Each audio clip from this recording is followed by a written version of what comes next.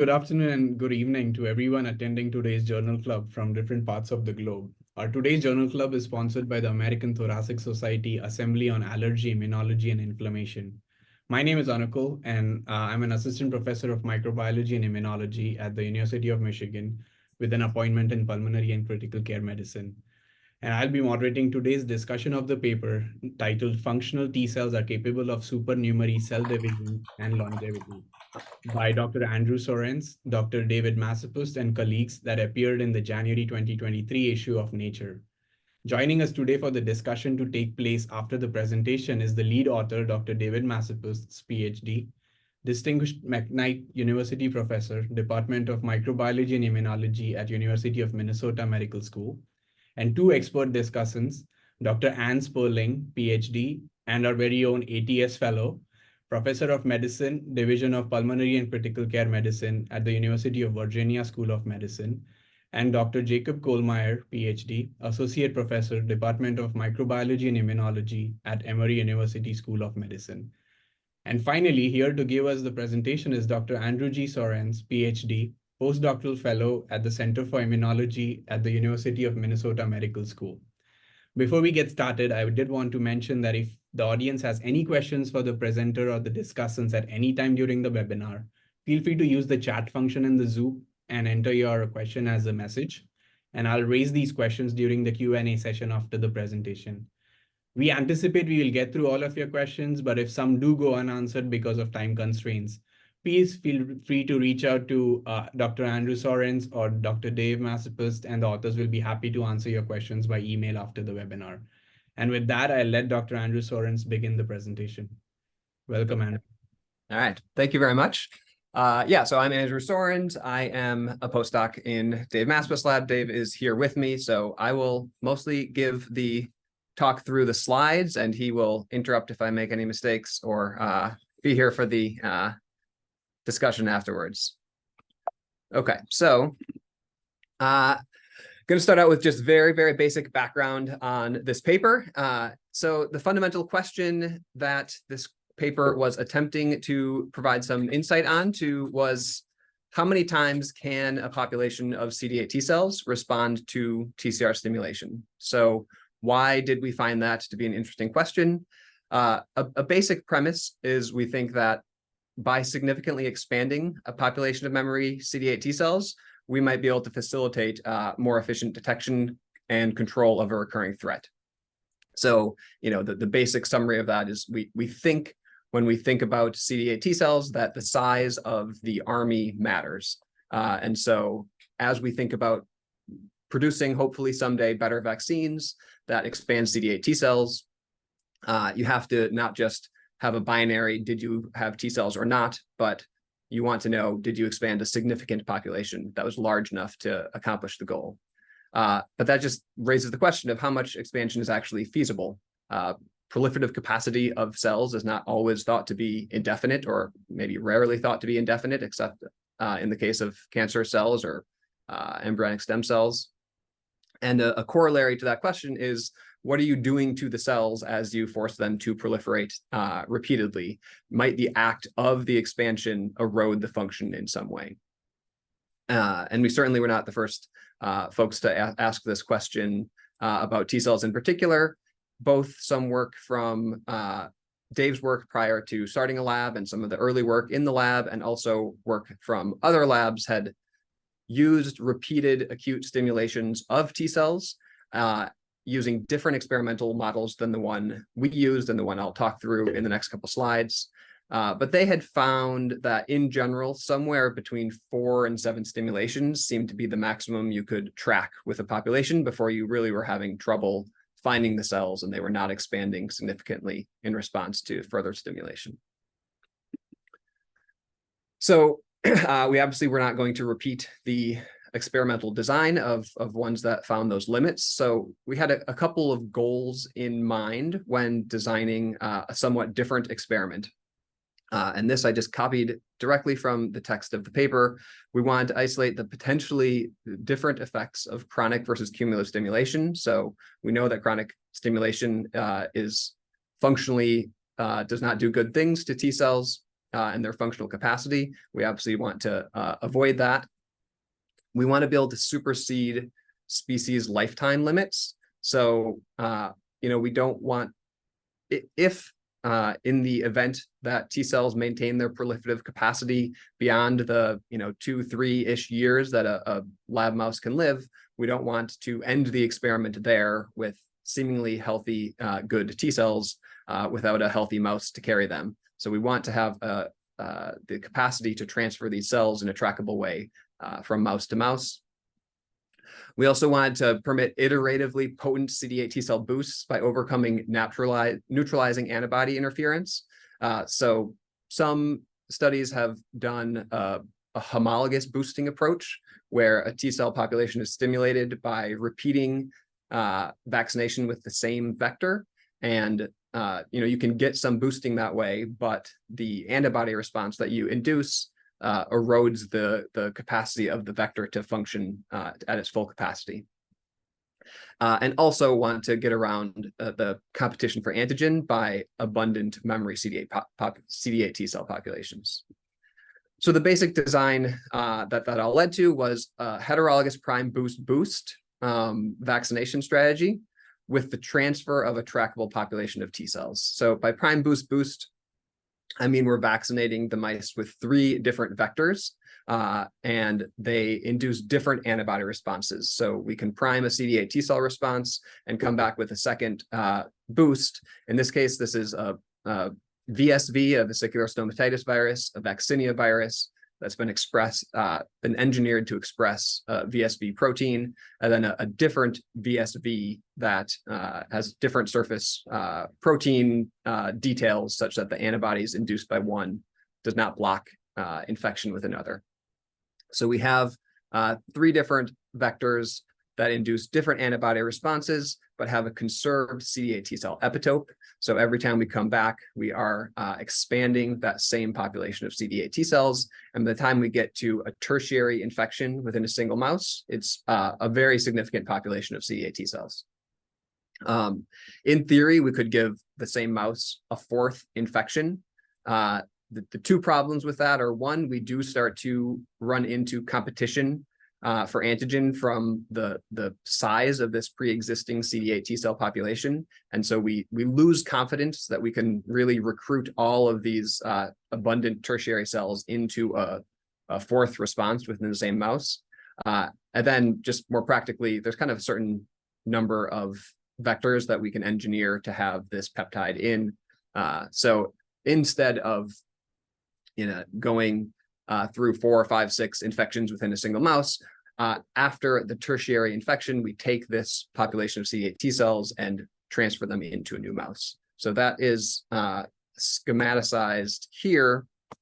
So we started with a CD45.1 mouse, so a congenic marker on a B6 background, but this one protein is subtly different, so we can use an antibody to pick out cells from this mouse. We gave that primary, secondary, tertiary, heterologous prime boost series of infections. And then we sorted those cells out of the mouse, just the tetramer positive CD8 T cells out of the spleen and lymph nodes of this mouse, and then give a 4th, and then a 5th, and a 6th infection in this recipient CD45.2 mouse. So these cells can be tracked. And at the end of 6 infections, we're functionally in the same situation we were after 3 infections. If we want to, we can sort out tetramer-specific 45.1 cells to get this population of cells out and transfer them into another population, and keep doing that for as long as is possible. And I'll just point out, we're doing, in this particular experiment, we were waiting about 60 days between each infection. So these are repeated acute stimulations that certainly clear between repeated infections. And also in a tertiary mouse, there's somewhere around 20 million of these cells expanded, and we're transferring 100,000 to each recipient mouse. So cell number is not a big issue here in terms of details of the experiment. So like I said, at 6, we can continue to ask the question, how long do these cells maintain proliferative capacity? And as long as they maintain proliferative capacity, we can sort out ninthernary cells And for the purposes of this paper, we were able to continue to sort out that same population of cells over and over again, and ended up at the time of publication, we had gotten up to 51 infections. So we have 50 first-denary cells, or whatever you want to call these here. We kind of chose a little acronym of iteratively stimulated T cells. So I may casually refer to ISTCs, and that is what I'm referring to. So this functionally answers one of the big questions of the paper, which is, how long do these populations of cells maintain proliferative capacity? And these cells were tracked within the blood of the various recipient mice time after time. And this goes back to October 2012 was the first transfer of tertiary cells and the infection of the fourth-denary mouse. And when we were putting this manuscript together in spring of 2022, the cells had undergone 51 expansions. And there's definitely some noise here. What's showing here in red is the transferred cells, those original 45.1 cells. And what's shown in blue is an endogenous population of cells within each individual mouse that expands in response to the prime boost infection. Minor note is I have not actually been a postdoc since 2012. I joined the lab, I think right around the 24th infection is when I inherited these mice and took it from there. So that does seem to answer one of the big questions, is that the proliferative capacity seemed to be maintained through well past the lifetime of a mouse, and through, at this point, 51 infections. In real time right now in the lab, these cells are still being carried forward, and they've undergone 62 infections at this point in real time. We then asked, how important is that period of rest for the maintained proliferative capacity of these cells? So instead of waiting 60 or more days between every infection, we had a much narrower range of anywhere between 28 and 34 days. It started out at, I think, 30 days, and then 4th of July holiday some year got in the way, and it had to extend out to 34 days, but very close to 30 days between each infection. And here, again, the answer, this axis is going to go over many fewer chronological days, because the infection is every 30 days, but we still made it out kind of coincidentally, but kind of nicely. In the spring of 2022, this cohort of cells was also at 51 infections with maintenance of proliferative capacity throughout that. So this one took 4 years to get there instead of around 10 years to get there, but the same basic answer to the question, that the proliferation or proliferative capacity was maintained. If we reduce the interval kind of dramatically to just 7 days, infecting these mice every 7 days and trying to do the same thing, sort out the 45.1 positive cells, transfer to a new mouse, and repeat, then the experiment became impossible. We didn't get as much expansion with the infecting every 7 days.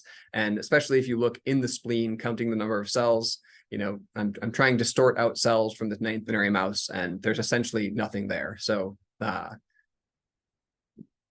this is essentially showing that, indeed, depending on the variables of the experimental design, if we go into a very short interval of time between boosting, the population or the individual cells are different, and the proliferative capacity is indeed eroded. Okay. For those actually following along the paper, I think we're now moving on to figure 2. That was all figure 1. One question that we had in relationship to these cells is, after all of this proliferation, was there telomere shortening? Telomere shortening is a common byproduct of cell division. Notably, we didn't expect that the telomeres were shortening. There had been clear demonstration in both mice and humans of telomerase expression. So the expression of an enzyme that can extend the ends of telomeres despite proliferation. But we wanted to empirically test that. And so to do that, we used a qPCR technique to look at the length of telomeres in naive Black6 T cells comparing to tertiary cells and 30 third-nary cells is when we did this analysis. And we compared it to this DNA that we ordered from Jackson Labs of a subspecies of mouse, the M. spretus, that is known to have much shorter telomeres. So, essentially I ordered this as a negative control for short telomeres. And then I ended up comparing all of these telomeres to this short one. And there is no evidence of erosion of the telomere length with repeated boosting.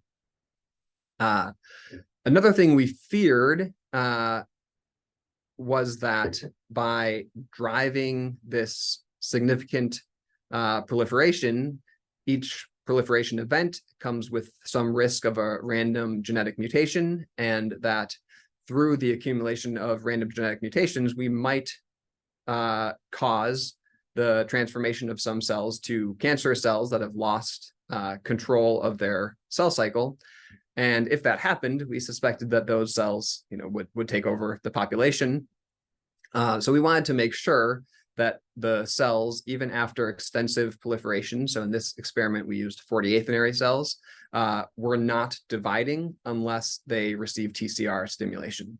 So here we have, using cell trace violet, this fluorescent label that kind of non-specifically labels proteins within a cell, such that when the cell divides, the fluorescence of the cell is roughly cut in half, and you can trace the divisions of the cells with flow cytometry. We took 48th-nary cells and looked at their proliferation in a new mouse in the absence of any infection. So we took, more cells and transferred either 48th-nary cells, tertiary cells, or a primary memory population with different specificity, although that's not probably important for this experiment. So we parked them in a new mouse and waited about a month to look for proliferation in the absence of TCR stimulation. And the fear would be that if we had selected for a transformed population of cells, this 48th-nary population would proliferate extensively, dilute the CTV, and that would all be down at the CTV negative population. But as you can see, obviously, that was not the case. There was some homeostatic proliferation, which is expected for T cells, but if anything, slightly less than a primary population. Similarly, we were curious how the dynamics of contraction of cells that had been iteratively stimulated would change. And so after giving a third infection within a mouse, we just compared in the blood, over, I think it was 170 some days, to look at the long-term contraction. And the red line and the blue line represent the 45th-nary cells and the endogenous tertiary cells within that same mouse. And the lines are roughly parallel. There was no strikingly different dynamics. And related to B here, if these cells had lost growth control, you might expect them to kind of take off and become more and more abundant, and that did not happen. So relatively stable during the memory phase. Okay, so moving on, we then had a little bit of a concern. Again, we didn't think it was likely, but Dave had come across some very old papers from 100 years ago, 100 plus years ago, wherein the researcher Alexis Carroll was propagating chicken embryo cells in vitro, and seeing that the cells, he was saying, could essentially go on forever. And it kind of became a little bit of a pop science interest story, the immortal cells. And it seems that the actual case is that in the process of feeding these cells, there was the either intentional or unintentional, perhaps a mystery to history, introduction of new, younger cells that were actually the cells that were being propagated. So they didn't actually have this continuous in vitro propagation of old cells. They had a continuously replenished population of cells. And that seemed unlikely in this experiment, given that we're sorting on the CD45.1 congenic.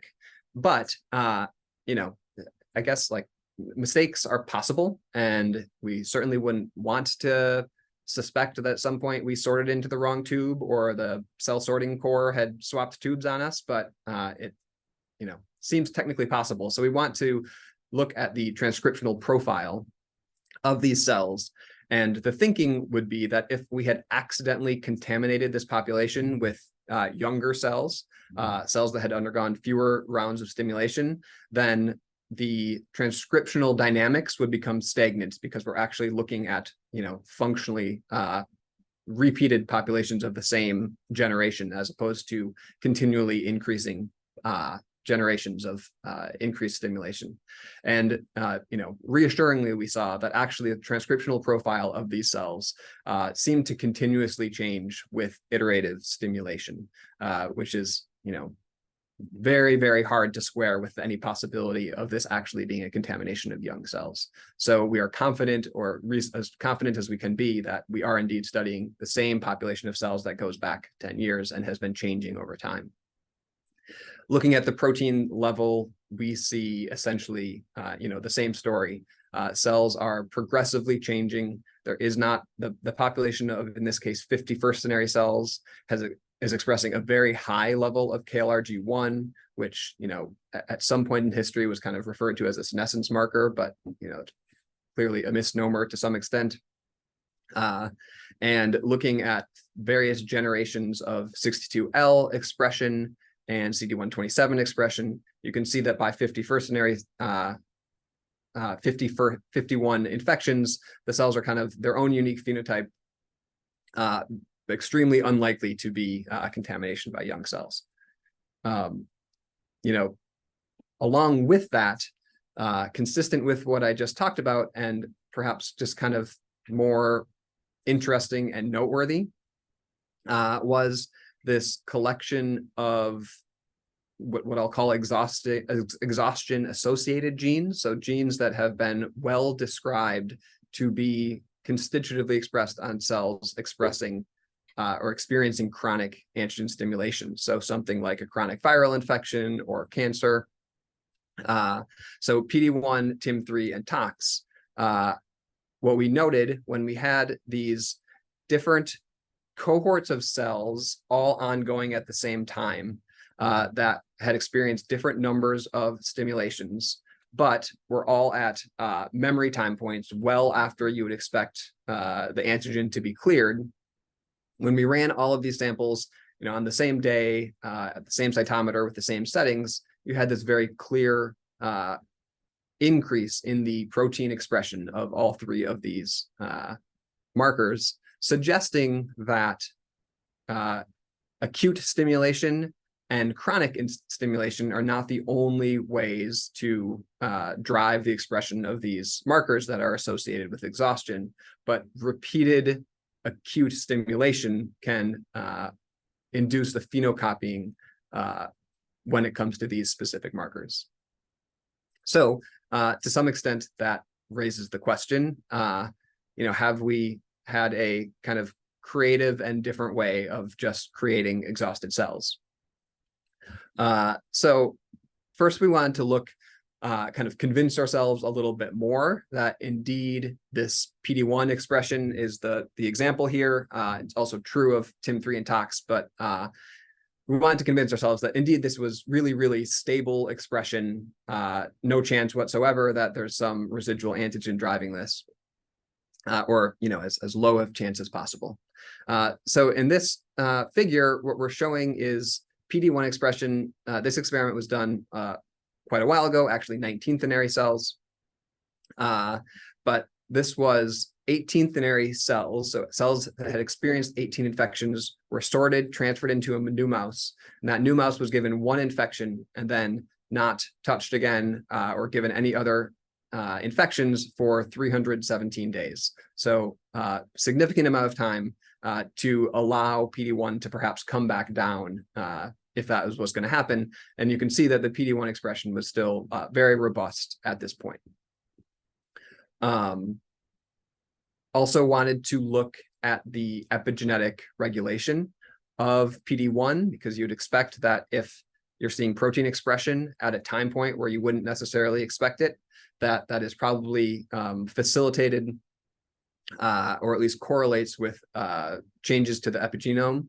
So two different ways of looking at that here. In B is the bisulfite sequencing analysis. So this is looking at a methylation pattern within the area on within the PD1 or the promoter region of PD1, or the gene is PDCD1. And in this figure, black circles represent cytosine bases within the genomic DNA that are methylated, which would generally correlate with less accessibility and expression, although it is more complicated than that.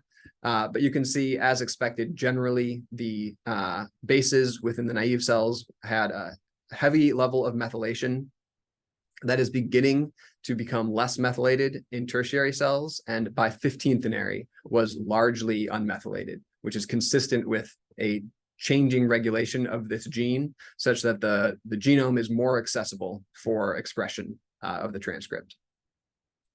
Looking at roughly that same question in a different way using ATAC-seq. So ATAC-seq is an assay where we can look at which sections of genomic DNA are accessible to a transposase by using this TN5 transposase that will insert sequencing primers only at spots within the genome that are accessible to it.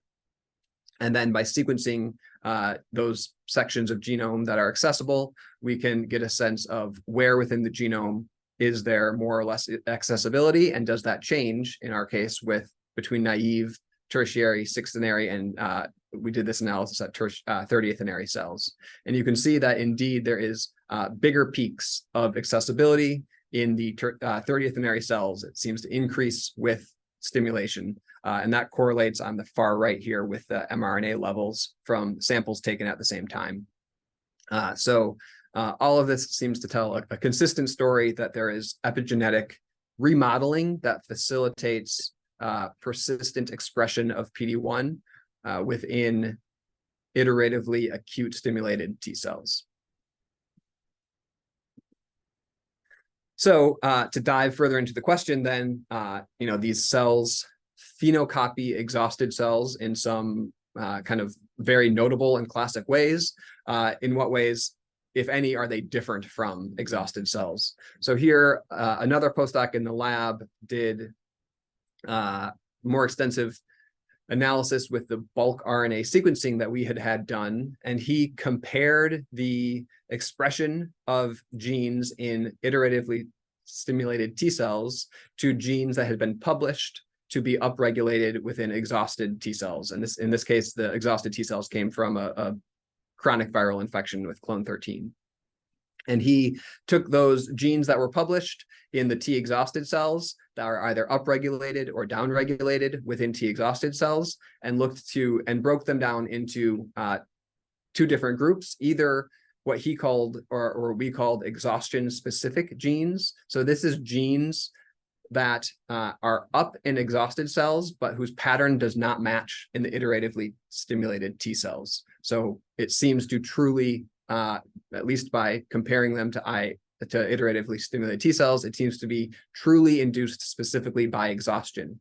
And that is compared to a whole host of genes that are shared with both iteratively stimulated T cells and exhausted T cells, which would suggest that these genes can be upregulated not just by chronic exposure to antigen, but also by repeat exposure to acute antigen.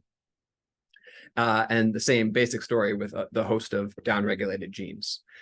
So when we look in the spleen at protein level, we see a similar thing, is that these have some similarities to exhausted T cells, but they are not a perfect phenocopy. So looking at TIM3, it is somewhat elevated on the 51st-nary cells, but we compared this to kind of classic bona fide chronically infected cells, or cells from chronically infected mice with LCMV clone 13, and the TIM3 expression is not as high. I also have this kind of subtle intermediate TCF1 expression, and similar with PD1, it is clearly expressed, but not to the same level as you see on the chronically infected cells. And the CD200 receptor, which is expressed on a majority of chronically affected cells, is essentially absent or totally absent on the iteratively stimulated T cells. So there is a comparison and contrasting that can be done to show, which proteins or which genes can be expressed in response to repeat acute stimulation versus chronic stimulation. So I guess saving the obvious question for very last is they are phenocopying in many seemingly important ways exhausted cells. So are they functionally mimicking exhausted cells, which would be unfortunate for the original motivation for this work, is trying to understand how long can T cells maintain function and proliferative capacity through iterative stimulation. So to test for one of the kind of hallmark defects of exhausted cells, which is the decreased ability to proliferate in response to TCR stimulation, we again used the cell trace violet population marker, labeled cells, and transferred them into new mice. This time we did indeed infect the mice. So we're going to drive proliferation, and we want to see if the proliferation is, similarly robust in response to TCR stimulation. And this here is fourthenary cells. So taking tertiary cells out, parking them into a new mouse, and about 98% of the cells fully dilute their CTV, meaning that they have divided, 8+ times.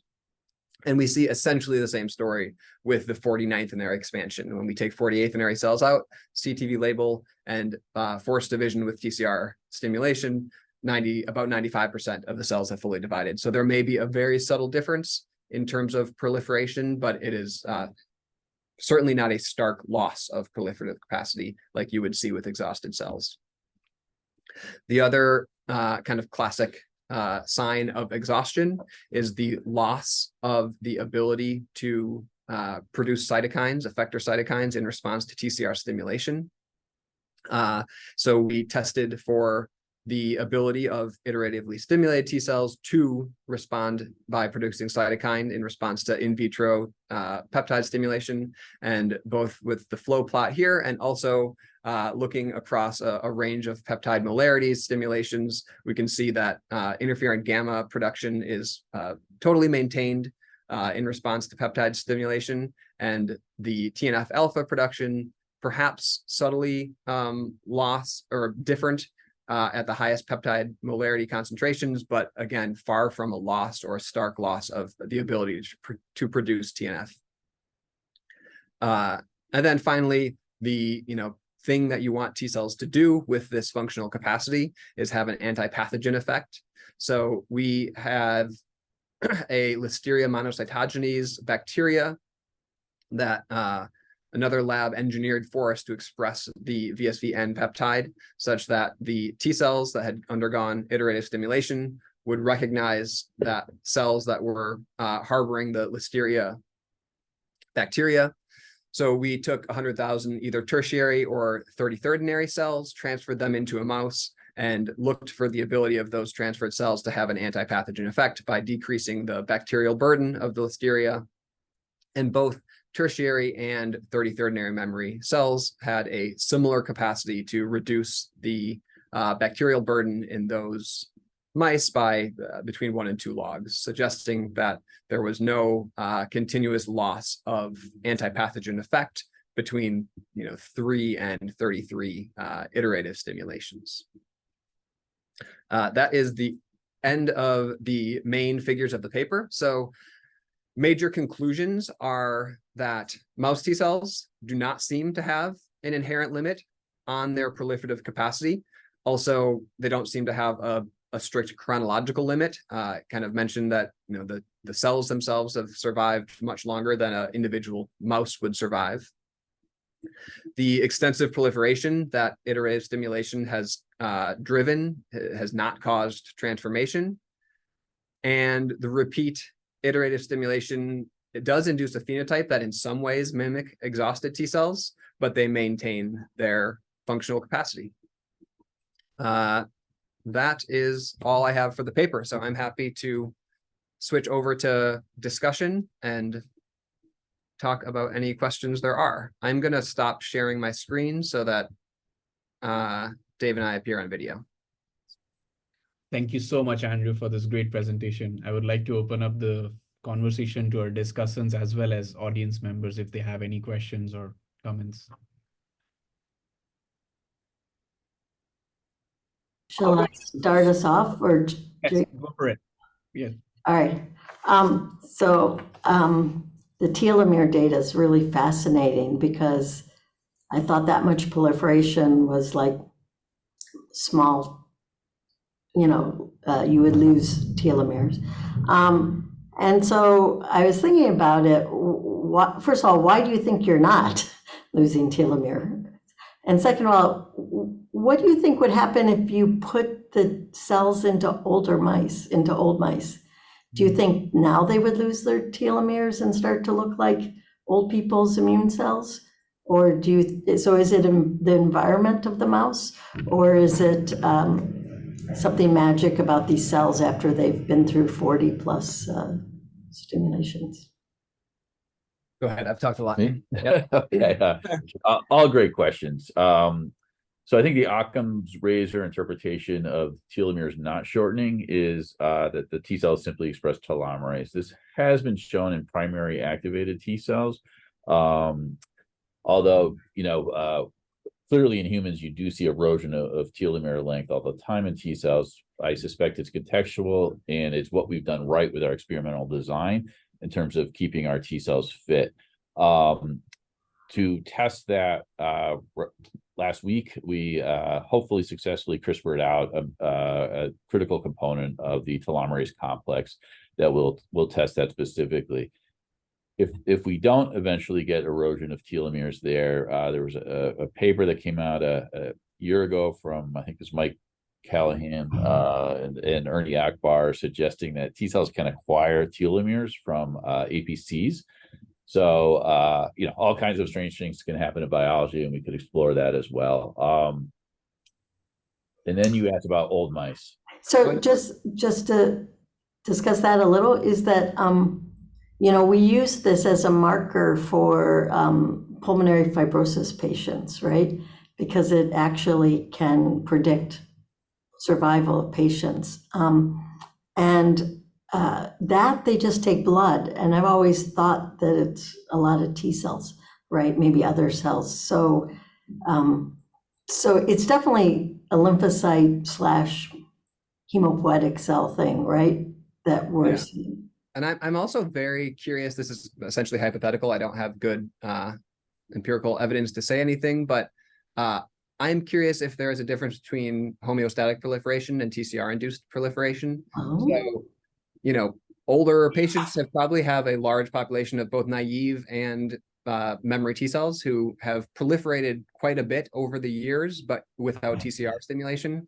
And I suspect, but I do not know, that TCR stimulation may be needed to actually induce the telomerase.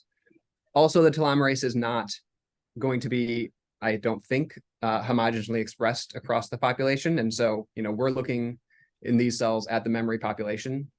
So I don't know, if you had a really good assay to look at a individual cell level at the population at the effector time point, I'd be very curious what the population looks like at that point from cell to cell and how much variation there is.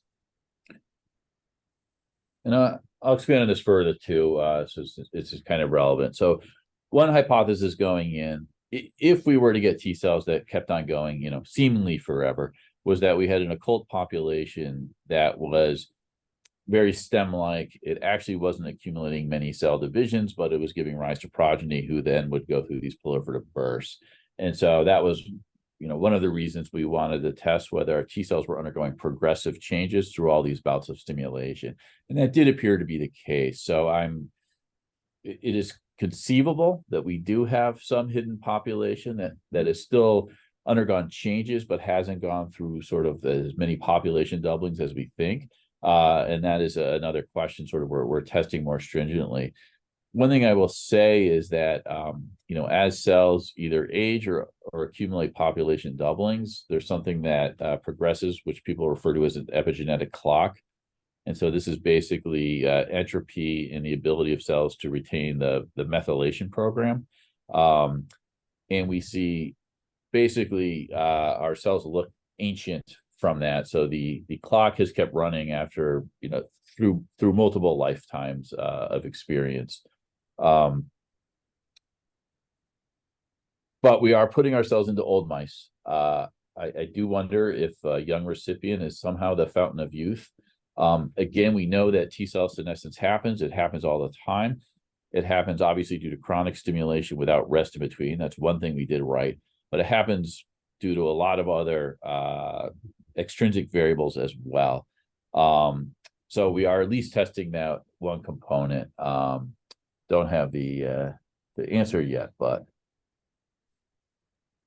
That is awesome. I'm really intrigued by Andrew's idea of whether TCR stimulation, division by TCR stimulation is something that might be the reason here. That's very interesting.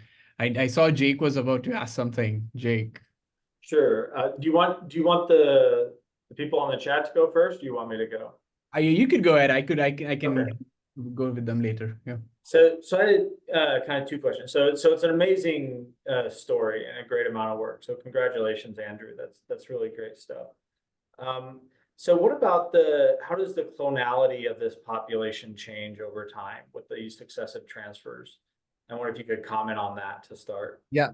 So I don't have the full alpha beta TCR sequence yet that is being done with single cell RNA sequencing. What I have done is just stain the population with a cocktail of V beta antibodies. And it does seem that, I think basically for as long as I've been in the lab, I suspect these cells have been clonal. the oldest cohort. The oldest We have cohort. 10 cohorts.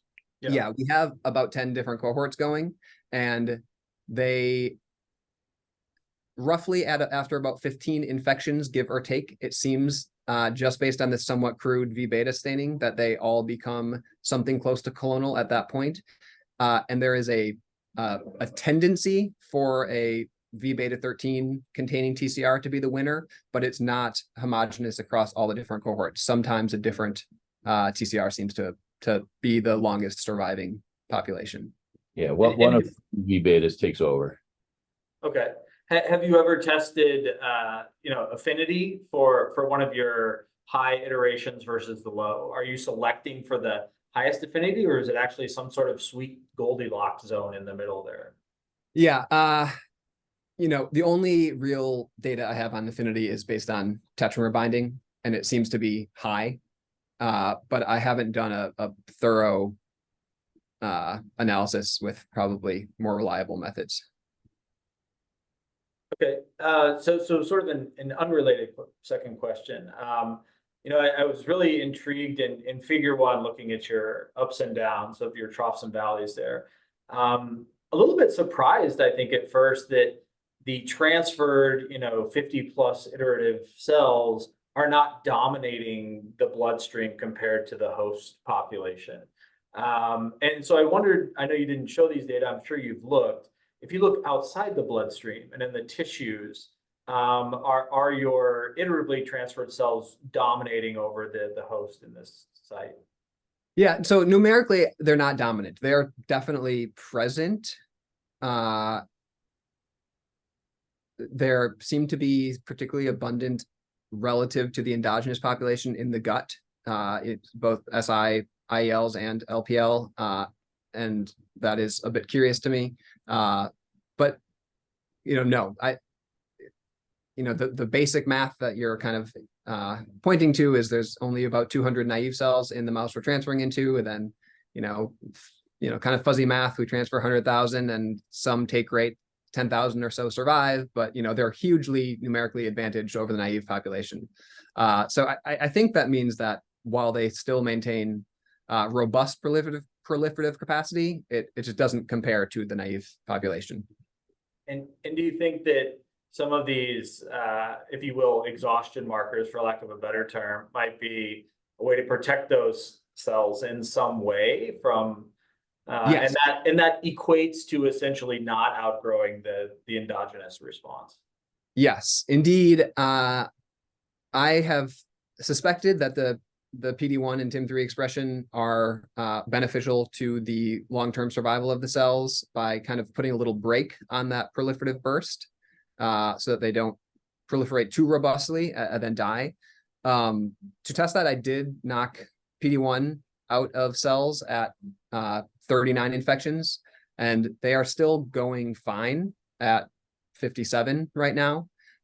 There's maybe a subtle difference in terms of their proliferative dynamics, but it's pretty subtle. And I kind of suspect at that point, there's maybe just redundancy at that point. I did a single PD-1 knockout and a single TIM3 knockout. I have not done that in combination. And I haven't done tox, which I tried to do and it just didn't work. So it's still on the to-do list. And I haven't gone back to tertiary cells where, the expression of none of those is very high, but is, seems to be at least there, to see if a single knockout might affect things at that point. Great. Beautiful work. And I'm going to make one very short comment, just given Jake's interest in this. Our cells in most tissues have lost the ability to become residents or TRM, but they have gained the ability to recirculate. So even though they're still populating these tissues, the mechanism is very different. And we're excited about that because it provides a unique model system to interrogate the basic mechanisms of how a T cell can enter an uninflamed non-lymphoid tissue successfully. Great. Very cool. That's awesome. This was exactly the question I was going to ask if Jake wouldn't have brought it up, because the T cells look like they have lost CD62L, which would be like more of a naive or a TCM marker. So I was wondering if they surveil the tissues a lot more than a normal T effector memory would. But yeah, I think you answered that question. My mind was blown really by that, the fact that they now recirculate through non-lymphoid tissues, because I don't know, maybe my mind is easily blown, but it's an interesting biology. Yeah, the other thing, again, relevant to Jake bringing up maybe these PD-1 and TIM3 might be the breaks, is I noticed that in your figure 4, where you have the reburst of proliferation, the 49th generation has probably 5% of them have kind of not reached there yet, but the other one, there's only 1%. So there does seem like they are a little more careful about wanting to proliferate. Yeah. Yep. I think that is real. I mean, that happened. That is not a fluke of that, CTV plot. Yeah, that is awesome. I will go to the audience. So Jason Mock from UNC has a question. Fantastic work. You showed that the interval between the infections can be reduced to 30 days, but if decreased to 7 days, it drives the loss of ISTC cells. What do you think are some of the possible mechanisms, like cell cycling, metabolic reprogramming, for potential requirements for this difference? Yeah, I mean, there's kind of two big umbrella ways to think about that question. It could be remodeling of the population. So it may be that when I'm transferring cells, that day 7, the vast majority of them are already fated to die. And so, even though they're transferred into a new mouse and given a new infection, they're fated to die, and they do. And it may be that there's either 0 or very few cells within that population that would have been capable of carrying forward. It's also possible that there are phenotypic changes at the cell level, that just kind of period of rest allows some sort of maturation or change that facilitates I don't know, it's hard not to talk in imperfect metaphors, but a refilling of the fuel tank or whatever the case may be. And I don't have a good answer as to which of those it is. I think it's super interesting to speculate on and think about, and some of the research we're still trying to work on. Yeah, along those lines, I was very interested in understanding, do you see different mitochondrial functionalities between your different generations? Yeah, what's the answer to that? I'm bad at metabolism. So Andrew is allergic to metabolism. The mitochondrial sort of memory potential appears to have improved in terms of its fitness. If you do seahorse assays, I think the spare respiratory capacity seems to be higher in these cells. we've done electron microscopy and have to do a little more of that to have any definitive answer. It's not like the mitochondria look completely different morphologically. One thing I'll raise briefly, some unpublished data, is that if you do hammer these cells with antigen iteratively, once they've been educated through 50 boosts, but they've rested along the way, they tolerate that sort of exhaustion level or senescence level of antigen much better and for much longer than a primary cell. So if you start doing day 7 infections. Yeah, at the 50th boost, we only did that to confirm that the cells were still the same and couldn't tolerate it. And then, of course, you get the wrong answer. And it's a pretty laborious experiment to repeat iteratively as well. But our interpretation of that is all roads lead to metabolism, and that these cells have ratcheted down that explosive proliferative burst. If you think about a naive T cell, they do proliferate more on a per cell basis than our ISTCs. And they've been shown to divide probably every 4 to 6 hours through several cell population doublings. That's probably unsustainable. We think our cells are either accumulating a few less or dividing a little bit more slowly, and that is maintaining them on the right side of that metabolic danger zone to keep on trucking and not promoting sort of terminal differentiation that's coupled with senescence or death. That I see Anne has something. Is there anything else in the chat? I thought it might be worth it to bring us back to the lung, since it's an American Thoracic Society journal. And do you, so have you actually looked at lung infection? We've discussed multiple times the problem with not getting good TRMs in the lungs. So do you see this as a potential therapy in the future for viral infections? Like, people go in with monoclonals now. Can we go in with monoclonal with these iterative T cells that we just grow up in over and over again, or something like this? Do you have any thoughts about that? We're definitely thinking about it more in terms of vaccination. Is, can we learn from cells that, with really no intent from us, just happen to have differentiated into this or develop this capacity to enter an uninflamed lung?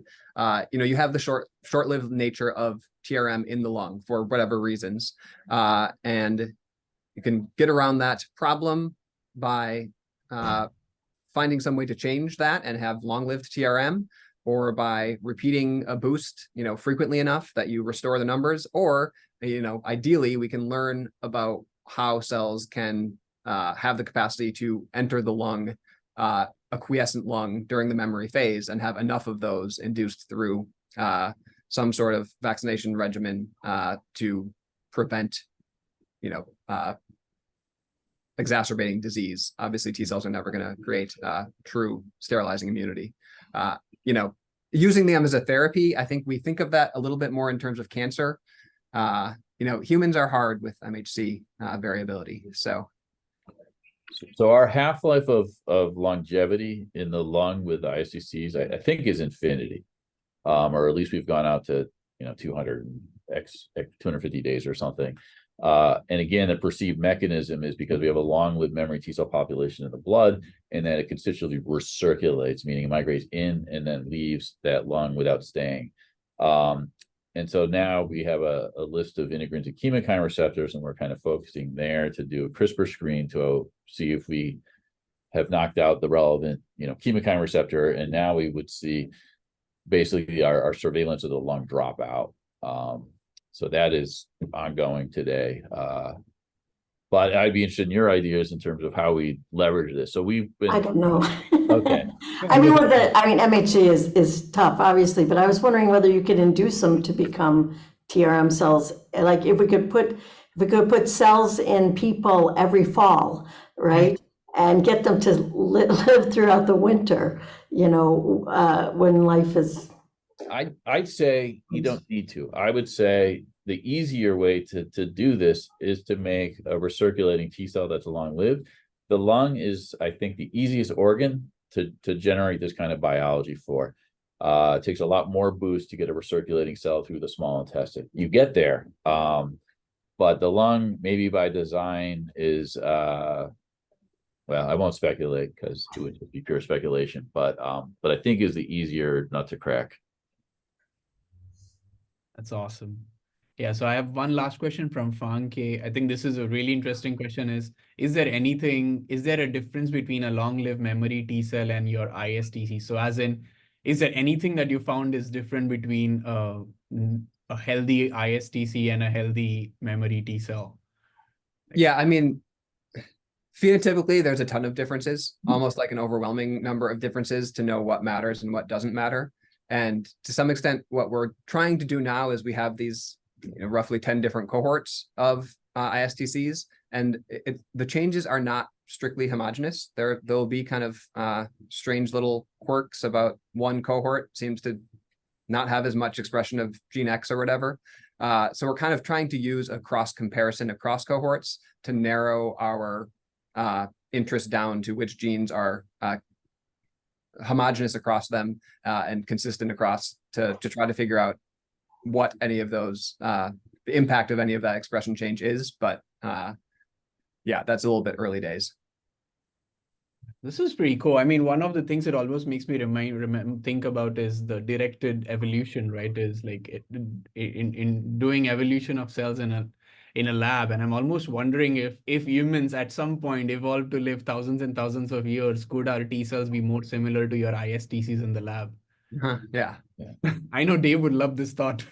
I do love this thought. There's an old experiment where they've passaged bacteria daily for 40 years now. And that's basically was an evolutionary biology experiment that they thought could never be done in mammals. And in some ways, I think we're doing a little bit of a proxy of that. T cells is a heck of a lot harder than passaging bacteria, but because they undergo such proliferative bursts that you can actually kind of drive this. So we're interested in the phylogeny, the changes. Are we getting, gain of function mutations?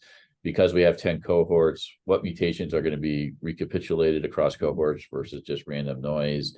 So we do have some, banked series where we're just waiting for running essentially to burn to, be able to do the single cell DNA sequencing, bulk DNA sequencing, all the transcriptomics. You can bankrupt a lab quickly there.